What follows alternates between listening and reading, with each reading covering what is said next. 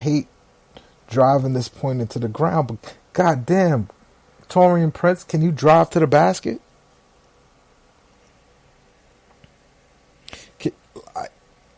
I've never seen someone who's so bad at layups.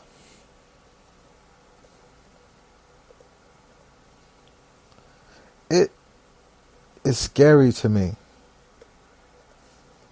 to look at this young man's numbers. Right? Because on one end, this is a kid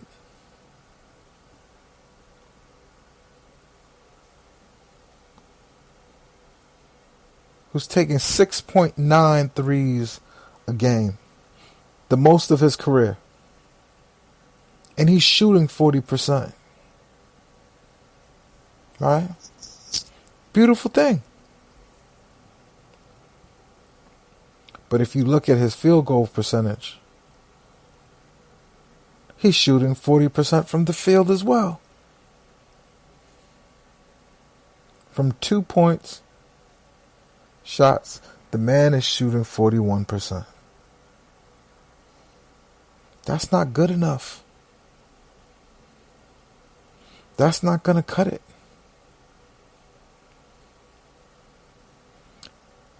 The Nets are not a bad rebounding team. They do it as a group.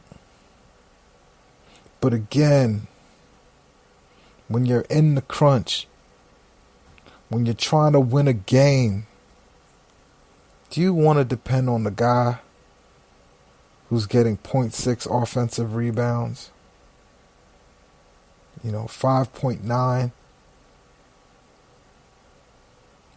total rebounds a game, who also can't go to the bucket and get you an easy 2 points off the dribble? If he was the backup small forward that came off the bench and just would catch fire, do exactly what he does, right? Play him 25 minutes and let him shoot 6.9, let him shoot 7 threes a game. He'd be perfect. Shoot, you'd have to pay that man, 15 mil, 16 mil, 20 mil, maybe. That's how valuable someone who could come in, space the floor, and do that at 40% clip. But if you're talking about the guy that's got to play 30 minutes a game for you in your front court to give his teammates, an easy bucket here and there, no. That's not the man for that. I've enjoyed watching Garrett Temple. It's insulting when people say, oh, Yves, you don't like him like you didn't like Dudley last year. Listen, there's nobody as bad as Jared Dudley getting major minutes on this team. David Nwaba looked like a revelation tonight. He looked like the person who should be filling that job. But again, if you have David Nwaba and you have Garrett Temple, why do you need Iman Shumpert? The roster that they've put together, it just makes very little sense to me. So as I watch these games and I ponder to myself, where does this team go? What does this season mean? I have to pump the brakes. I have to take a deep breath and do the same thing that I'm doing with the Knicks. I could look at this roster and see what the future entails. Like, this is not a roster. Like before, I said they wouldn't make the playoffs. Spencer Dinwiddie has shown that he can go to another level in order to be able to carry the team through these cold winter days and carry him through the storm.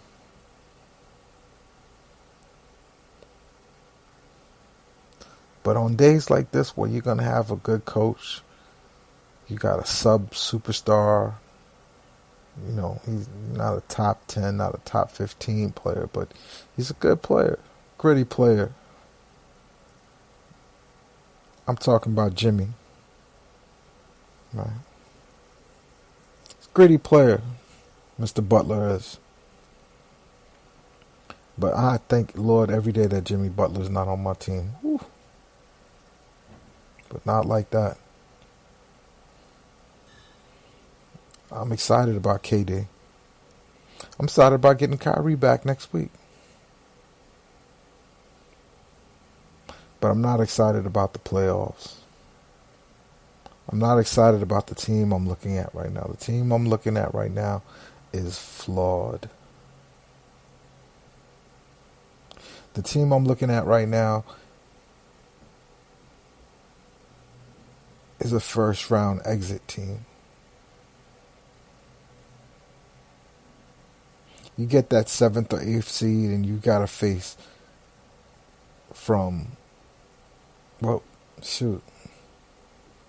mess around and you face the Celtics. I don't think they beat the Celtics in a 7-game series, but it goes 7. I don't trust the defense this team will play. And it's not because they're not they're a bad defensive team. This is a gritty team. The Nets play hard. That's real. That's why I tend to not know how much I want to. I'm like off and on with Kenny Atkinson. On one hand, earwaxing on the lips and all. It's just, I think he's a good coach.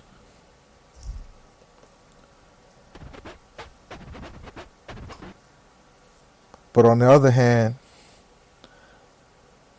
I don't see this particular coach leading this team to a championship. Not with the philosophy that I'm watching play out on the court right now. Not with what he believes in. Because I think what he believes in will be beautiful basketball to watch. The ball movement, the grittiness of the team, how hard they work. It's like watching him play basketball. But you don't win a championship with 5 Kenny Atkinsons. You do it with 1, right? You got a Joe Harris. You got a Spencer Dinwiddie, like gritty, hard-nosed, just go 150% on the basketball court. Give it all, right?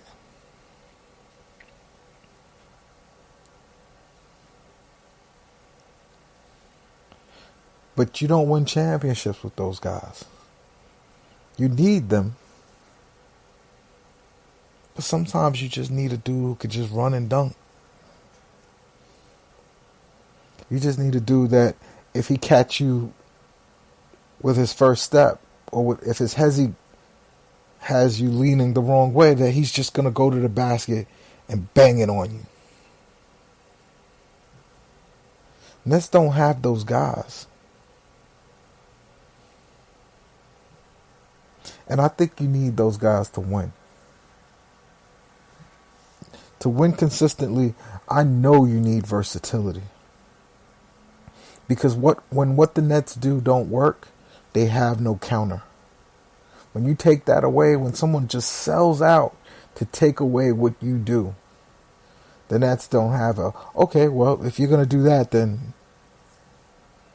it's going to bang it on you.